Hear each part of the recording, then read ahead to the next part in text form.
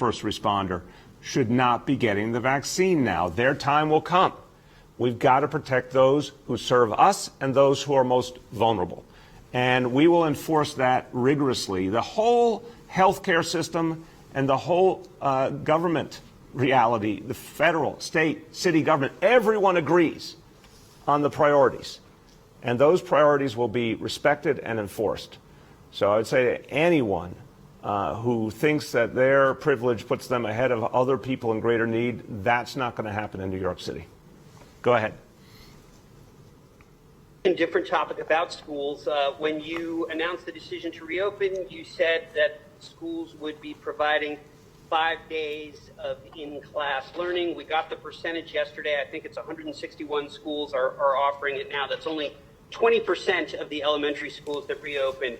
So what do you say to parents about that? And are you concerned that you won't be able to deliver on what you said? I'm not concerned about that because we will be able to deliver. I would say, first of all, Rome wasn't built in a day. We said this is something that's going to be phased in over the coming weeks. We're retooling the whole situation based on, first of all, the facts of this week. We're very, very clear.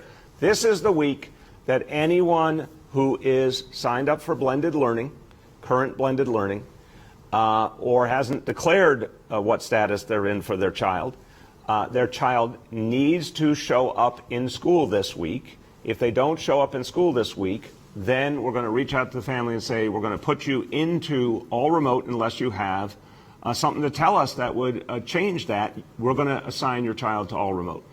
That's going to adjust the numbers for each school. Obviously, also, we've been very clear. Every student has to have a consent form for testing or a medical exemption. This week, we're going to get the clear numbers that are going to allow us to make the adjustments in each school and get us in position to do 5-day-a-week education. In some cases, some schools, that's going to be for every single student. In other cases, it's going to be for a lot of students, and it'll be prioritized according to which kids have the greatest need. It's going to, we have the schools that are there already this week. More schools will be in that position the following week, and then when we come back in January, we'll have the whole picture resolved. So I'm very confident you're going to see schools with 5-day-a-week education overwhelmingly in this city. Go ahead. Or do we do two? Okay, next one. Sorry. Next is Nolan from the New York Post. Morning, everybody. Hey, Nolan, how you doing? I'm well. Follow up in the vein of Andrew's question. In November, you said that you're going to speak to the process by which kids will be able to pick their high schools soon. Said that it would come in the next week or two.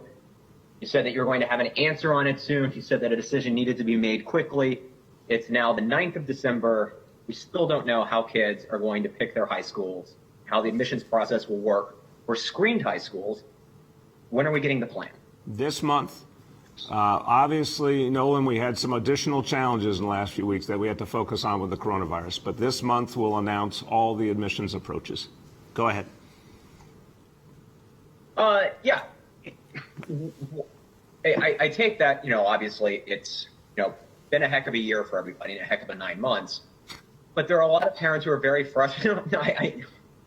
But there are a lot of parents who are very frustrated about the fact that their kids are trying to figure out where they want to go to school, and by all the delays, can you speak to the frustrations of parents trying to figure out where their kids are going to go in September? I have been through it myself in non-pandemic times, and I have to say to all parents, I understand the admissions process is filled with anxiety and concern, even when there isn't a pandemic. Of course, people are feeling so much. We have to get it right, given that we're dealing with entirely different realities. And there's been many, many more challenges than during a normal school year. We'll announce the plans this month. We'll get to work. Everyone will be able to ultimately know their admissions decisions for their children in time. We want to get it done quickly. I do hear the concerns of parents. We'll have the plan out this month. Go ahead. Next is Andrea from WCBS. Andrea, you there? Andrea, do we have you? Andrea, you may be on mute if you're out there. We're going to go back to Andrea, Okay. and next we're going to And next, we're going to try Dan Krauth from ABC7. Hi, Mayor. Good morning. Thank you for taking the question. My pleasure, Dan. How you doing? I'm doing well. Thank you, sir.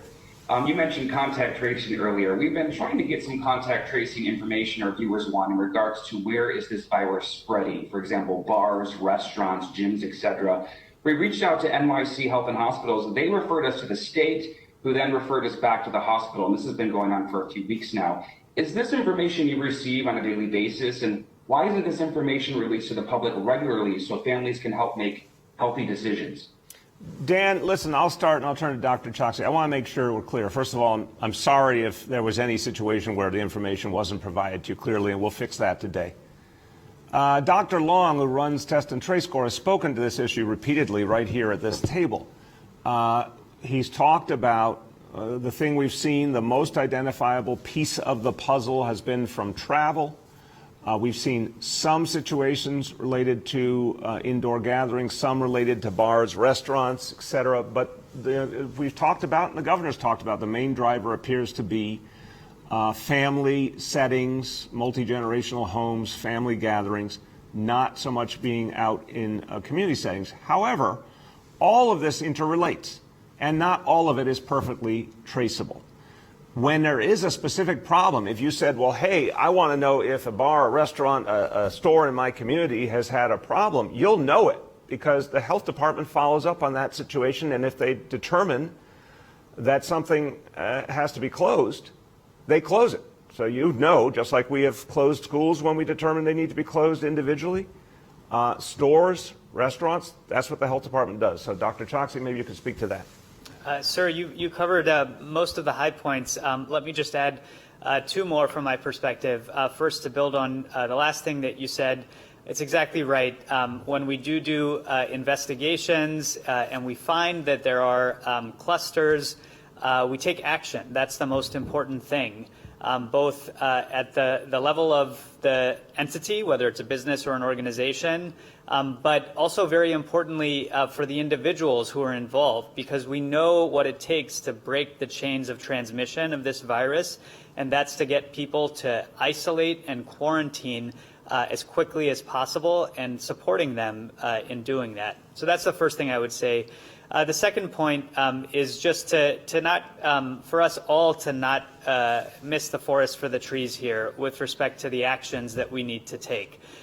We know household spread, smaller social gatherings, larger gatherings, outdoors and indoors. These are the things that both in New York City and around the world have contributed to the spread of the coronavirus. We have to avoid those things as much as possible, but also make sure that we are wearing our masks, particularly indoors as the weather has become colder, and maintain our distance. We've said these things for months, I know, but we have to maintain discipline because we're in a riskier environment as cases increase. So it's actually the time for us to redouble our efforts in that vein. Go ahead, Dan. Mayor, what is the success rate contact tracers have had citywide? I know you mentioned a number a week ago when we spoke last, but when it comes to reaching out to people in the city? Dan, it's actually been growing. It's been a high level of success and growing. Folks are being very responsive. We'll get you the exact latest number. Dr. Long spoke to it last week, in fact, or even a few days ago. We've been really impressed. We have the biggest, strongest test and trace core in the country. Thousands and thousands of infections have been prevented. And this is really important to understand. Test and trace is a great concept on so many levels, but let's go to the most basic impact it has. It stops infections from happening. When they go in and they determine that someplace has to be closed, that means you are stopping that chain of infection. When they help someone to safely separate from the people around them, they're stopping that chain of infection. The incredible work that's being done with Take Care to get folks into hotels or get them support so they can safely separate at home, that means they're not circulating with other folks. So test and trace has stopped thousands and thousands of infections from happening. We're seeing more and more New Yorkers engage test and trace, provide the information, help them find their contacts if they've been in close contact with someone. And, you know, it's really striking to me that people want help. We're seeing more people asking for that take care help, those hotels and those deliveries of food or medicine at home. Folks understand more and more that test and trace is there to help them, and they are engaging at a high number. But we'll get you the exact numbers. Go ahead, back to, we still have Andrea out there. We're going to try Andrea. Hello, can you hear me now? There you go, Andrea. How you doing? I'm great, thanks. Sorry about that earlier. Mr. Mayor, starting with you, during the spring, your administration was criticized for not distributing information in a timely manner deep into communities of color that were hardest hit. So with that in mind, what is the specific plan to reach out to those same communities, especially immigrant communities, to build trust about the vaccine and to convince people to get it? Andrea, I want to say thank you. It's a great question, important question, and I'll start and then turn to Dr. Varma and Dr. Choksi. First of all, I want to say when the virus came on in the beginning, we were all trying to make sense of something that we'd never dealt with before on this scale. And our focus, of course, was protecting human life and protecting the hospitals that went under immediate strain. We soon learned from experience just how horrible the impact of the disease was and how much disparity was reflected in the way the disease played out in our communities. The hospitals we focused on reinforcing were also those hospitals serving communities of color, serving immigrant communities, and thank God we shored them up and provided them help so they could make it through, and they did. But we learned how important it was to go out to communities, and we started that right away, and that was one of the building blocks of the Test and Trace Corps. We now have a Test and Trace Corps of almost 5,000 people, hired from the communities most affected by the coronavirus, speaking the languages of those communities, working with community-based organizations that have the trust of the people. That's why Test and Trace has been so successful. So that point you make of how have we adjusted from what we've learned, we made those adjustments back in May and June and put this huge core out in the field, and it's had a really important impact in keeping people educated, up to date, engaging them, getting them to testing. Of course, on top of that, moving testing where it's needed most into communities need it most, and working with partners to make that happen. That's been a huge X factor here, positive X factor. So that's been the game plan. Now, making sure people trust the vaccine. It's the same basic game plan, Andrea. Heavy emphasis on being out in the communities, Test and Trace Corps, working with local healthcare providers, working with trusted community voices, working with faith leaders. But on top of that, we have some of the doubt that's been sowed about vaccines.